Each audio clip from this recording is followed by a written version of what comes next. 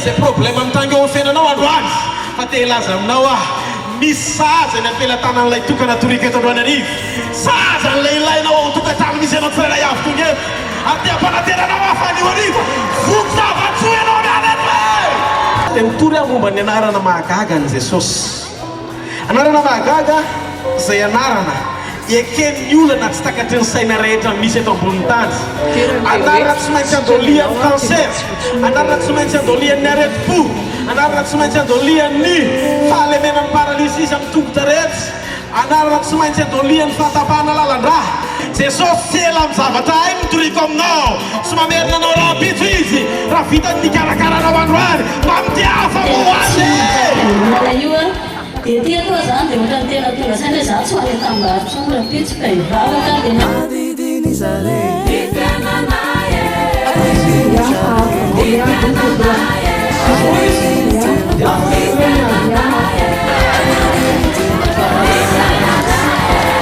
Yalla Jesús!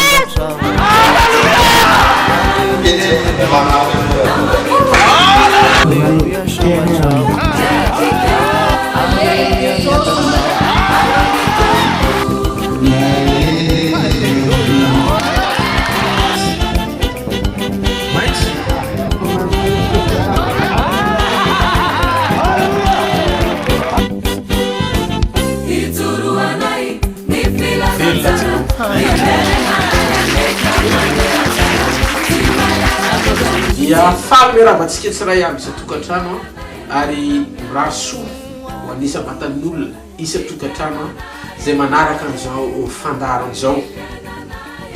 ny azo eka émission na ny azo mivamokolakana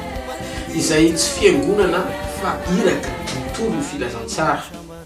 ary fanomeza pasoavana lehibe avy amin'Andriamanitra ny fahafahana misokatra afahana manatanteraka zao asa fampaherezana amin'ny alalan'ny ten'Andriamanitra zao mba ho tonga ao amin'ny isa tokantrano sisa varavarana manerana ny Madagasikara ny filazantsara an'i Jesosy Kristy Tompo.